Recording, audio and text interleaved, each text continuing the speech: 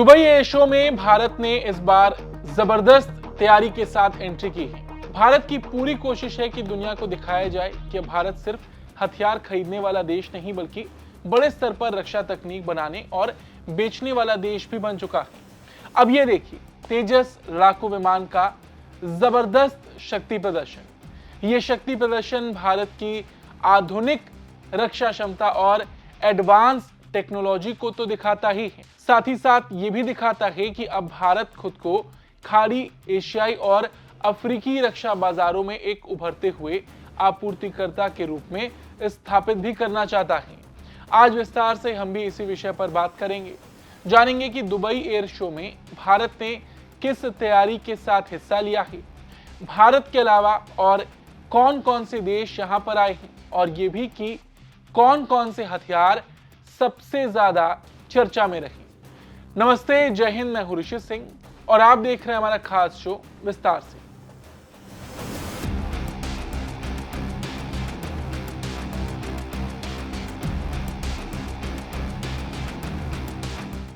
Dubai air show को भारत इसलिए भी गंभीरता से ले रहा है क्योंकि ये दुनिया के सबसे बड़े एरोस्पेस प्लेटफॉर्म में से एक है। यहाँ 90 से ज्यादा देश, 1000 से अधिक डिफेंस एक्सपर्ट और बड़ी डिफेंस कंपनियां हिस्सा ले रही हैं। भारत की ओर से HAL, DRDO, कई निजी कंपनियां, स्टार्टअप्स और एयरफोर्स की सूर्य किरण एरोबेटिक टीम भी इसमें शामिल है।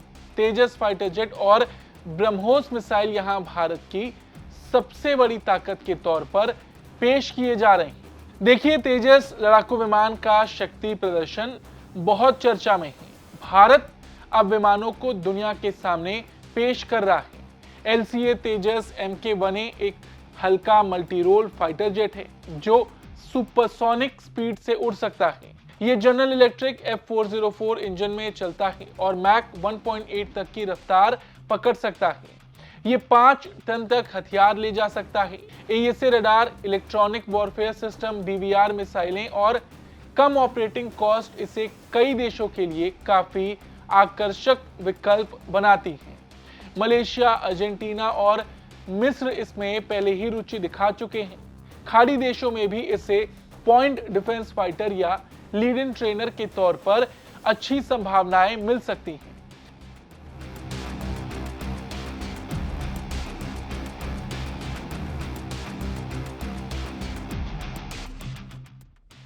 ब्रह्मोस मिसाइल की बात करें, ब्रह्मोस ने ऑपरेशन सिंदूर के वक्त अपनी क्षमता पाकिस्तान में दिखाई थी और अगर आपको ब्रह्मोस की ताकत देखनी है तो ऑपरेशन सिंदूर के वक्त पाकिस्तान में हुए नुकसान की तस्वीरें देख लीजिए। ब्रह्मोस भारत की सबसे घातक मिसाइलों में से एक है। मैक 3 तक की गति, समुद्र की सतह से कुछ मीटर ऊपर उड़ने की क्षमता इसे बेहद खतरनाक बनाती है और यही वजह है कि फिलीपींस ने इसे खरीदकर दक्षिण चीन सागर में तैनात किया है। वियतनाम, इंडोनेशिया और खाड़ी के कई देशों ने भी इसमें काफी दिलचस्पी दिखाई है।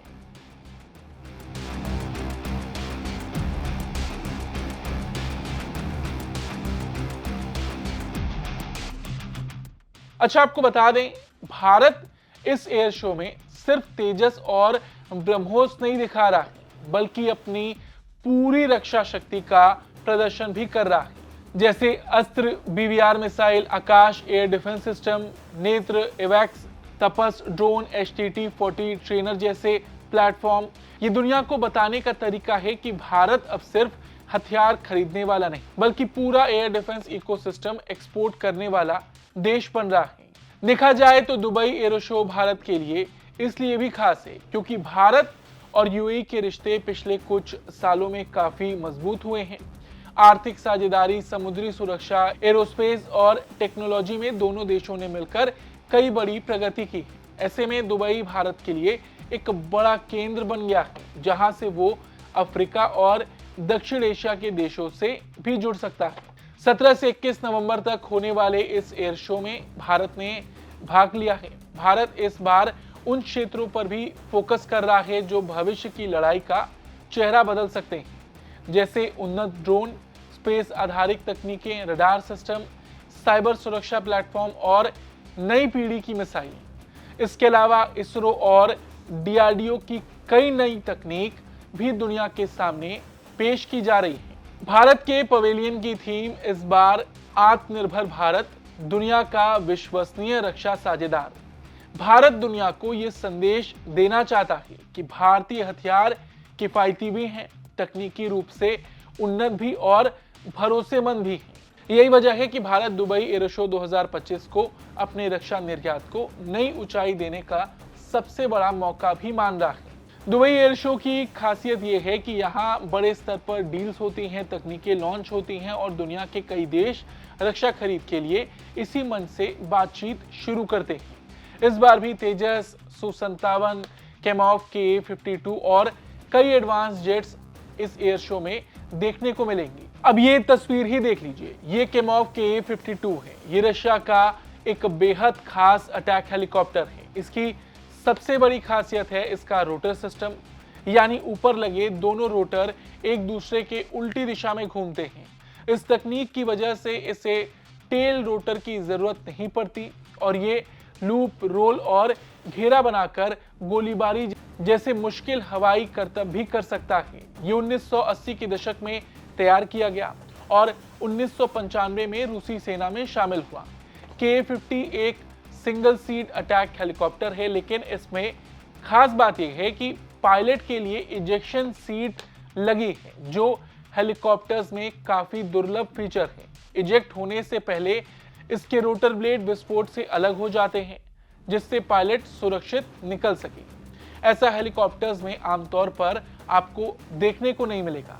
आपको बता दें, इसका 2 सीट वाला संस्करण Ka-52 एलिगेटर बनाया गया है, जो रूस का मुख्य अटैक हेलीकॉप्टर बन चुका है। Ka-50 को 1990 के दशक में पहली बार दुनिया के सामने लाया गया था।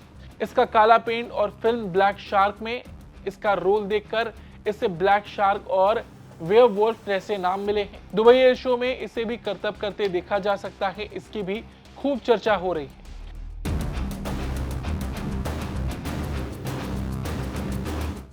अच्छा, इसके अलावा रशिया ने अपना सबसे आधुनिक Su-57 भी पेश किया। उसने भी इस एयर शो में हिस्सा लिया। ये रूस का 5वीं पीढ़ी का विमान है। ये दुनिया के सबसे घातक लड़ाकू विमानों में से एक है। इसके अलावा चाइना ने भी बड़े लेवल पर अपने विमानों के साथ इस एयर शो में हिस्सा लिया। चाइना के स्वदेशी C919 विमान ने दुबई एयर शो में उस क्षेत्र की अपनी पहली उड़ान भरी। C919 विमान चीन साउदर्न एयरलाइंस का 164 3 क्लास कॉन्फ़िगरेशन मॉडल है। इसके अलावा यूरोप की मौजूदगी भी यहाँ देखने को मिली। यूरोफाइटर ने भी इस एयर शो में हिस्सा लिया है। ये मंच यूरोफाइटर को मध्य पूर्व और अन्य क्षेत्रों के साझेदारों और प्रमुख हितधारकों के सामने अपने कार्यक्रम की शानदार क्षमताओं को प्रदर्शित करने का अवसर देता है। इस अवसर पर यूरोफाइटर वर्ल्ड मैगजीन का विशेष दुबई संस्करण भी लॉन्च किया गया। यूरोप के अलावा अमेरिका ने भी इस एयर शो में हिस्सा लिया। बोइंग विमानों से लेकर घातक अमेरिकी लड़ाकू विमानों का शक्ति प्रदर्शन यहां पर देखने को मिला। कुल मिलाकर दुबई एयर शो 2025 में दुनिया के प्रमुख देशों की एरोस्पेस और रक्षा क्षमताओं का प्रभावशाली प्रदर्शन देखने को मिला। रूस का Su-57, चीन का C919, यूरोप का यूरोफाइटर और अमेरिका के उन्नत विमान सभी अपनी ताकत और तकनीक दिखा रहे हैं। ऐसे मंच पर भारत की मौजूदगी और अपने स्वदेशी हथियारों के साथ शक्ति प्रदर्शन इस बात का संकेत है कि भारत भी इस दिशा में आगे बढ़ रहा है और अब दुनिया भी भारत को रक्षा तकनीक बनाने और बेचने वाले देश के तौर पर ही देख रही है। फिलहाल इस खबर में इतना ही। आपको ये खबर कैसी लगी कमेंट करके जरूर बताएं। धन्यवाद।